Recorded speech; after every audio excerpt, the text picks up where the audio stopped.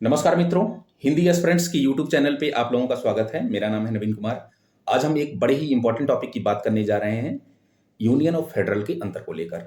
चूंकि यूनियन जो शब्द है वो इंडियन कॉन्स्टिट्यूशन में प्रयोग किया गया है, वहीं पर जो फेडरल शब्द है वो अमेरिकी कॉन्स्टिट्यूशन में प्रयोग किया गया है।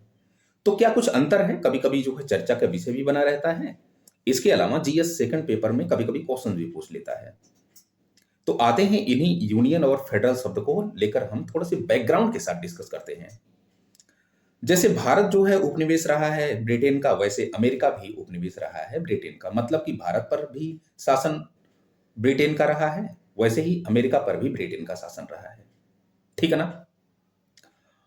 लेकिन अमेरिका क्या है कि पहले आजाद हो गया, तो अमेरिका जब आजाद हुआ तो वहां पे 13 कॉलोनियां थी। इन 13 कॉलोनियों ने मिल करके एक परिसंघ बनाया जिसे कॉन्फेडरल कहा गया। कुछ शक्तियां दे दी जाती हैं। कहा गया कि राज्यों का जो स्वतंत्र अस्तित्व है ये बना रहेगा, लेकिन कुछ पावर जो है एक परिसंघ को हम दे देते हैं। बाद में एक फिलाडेल्फिया सम्मेलन होता है और फिलाडेल्फिया सम्मेलन में कुछ और पावर इसी परिसंघ को दे दी जाती है। राज्यों का स्वतंत्र अस्तित्व बना रहता है, अवशिष्ट शक्तियां राज्यों के पास ही रहती हैं। अब इसे जो है फेडरल नाम दिया गया, जो परिसंघ था जिसको और थोड़ा सा पावर दे दी जाती है। ठीक है ना। फिर इंडियन जब अमेरिकी कॉन्स्टिट्यूशन बना 1789 में, तो 1789 में जब अमेरिकी कॉन्स्टिट्यूशन बना तो वो जो शक्तियां थीं उसी प्रकार बनी रही, राज्यों का अस्तित्व बना रहा, राज्यों के पास अवशिष्ट शक्तियां बनी रही। ठीक है ना। इंडियन कॉन्स्टिट्यूशन की थोड़ा सा बात करते हैं। इंडियन कॉन्स्टिट्यूशन में जो आर्टिकल 1 है उसमें कहा गया है कि India that is Bharat shall be a union of state. मतलब कि संविधान का जो अनुच्छेद 1 है उसमें कहा गया इंडिया जो कि भारत है राज्यों का एक संघ होगा। तो यहां पर भी यूनियन शब्द का प्रयोग किया गया है। अच्छा, दो नामों का प्रयोग किया गया है, इंडिया और भारत। खैर, इंडिया शब्द को हटाने की अभी बातचीत चल रही थी, ये दूसरा विषय है। ठीक है ना। कहा गया यूनानियों के द्वारा दिया गया, अंग्रेजों के द्वारा दिया गया ना, अलग बात है इस चीज। तो खैर, क्या कुछ डिफरेंसेस हैं। थोड़ा सा अगर हम बैकग्राउंड में जाएं तो बैकग्राउंड में अगर हम जाएंगे तो 1935 का भारत शासन अधिनियम लाया गया था। 1935 के भारत शासन अधिनियम में एक अखिल भारतीय संघ का प्रावधान किया गया था और अखिल भारतीय संघ का प्रावधान करके कहा गया कि प्रांत और देशी रियासतें जो हैं ये मिल करके अखिल भारतीय संघ बने। लेकिन यह असफल रहा, इसलिए क्योंकि देशी रियासतों में शामिल होने से मना कर दिया इसमें। बाद में 1947 का जब स्वतंत्र भारत अधिनियम लाया जाता है तो उसमें भारत की जो पहचान की गई, कल्पना की गई, एक उप महाद्वीप के रूप में की गई, एक भारत माता के रूप में की गई। ठीक है ना। और कहा गया कि जो भारत माता या भारतीय उप महाद्वीप होगा एक शरीर की भांति होगा और जो राज्य होंगे वो अंग की भांति इसमें जुड़े रहेंगे। मतलब कि शरीर से अंग नहीं हो अलग हो सकता, ये ध्यान रखिएगा। मतलब कि भारत का जो यूनियन है उससे राज्य कभी भी अलग नहीं हो सकता, क्योंकि भारत का जो यूनियन है वो एक शरीर की भांति प्रतीत होता है। लेकिन जो फेडरल है वो फेडरल एक समझौते का परिणाम है। इसलिए अगर राज्य चाहें तो कुछ शर्तों और कंडीशंस के आधार पर अलग हो सकते हैं फेडरल से। ठीक ना भैया। तो खैर आते हैं, थोड़ा सा हम डिफरेंस बताइए ना भैया कि क्या कुछ डिफरेंसेस है दोनों में। पहला ये डिफरेंसेस है कि जो फेडरल है इस समझौते का परिणाम है, चाहे राज्य तो कुछ कंडीशंस के आधार पर, शर्तों के आधार पर अलग हो सकते हैं। लेकिन यूनियन जो शब्द है, यूनियन शब्द किसी समझौते का परिणाम नहीं है, एक शरीर की भांति प्रतीत होता है। तो कोई भी राज्य चाहकर भी अलग नहीं हो सकता है। ठीक है ना। इसके अलावा फेडरल में अवशिष्ट जो शक्तियां हैं वो राज्यों को दी जाती हैं। यूनियन में जो अवशिष्ट शक्तियां हैं एक किसको दी जाती हैं, केंद्र को दी जाती है। अच्छा, ऐसा प्रावधान कनाडा के कॉन्स्टिट्यूशन से भारत में ग्रहण किया गया। फेडरल में क्या है कि वहां पर दोहरी नागरिकता है।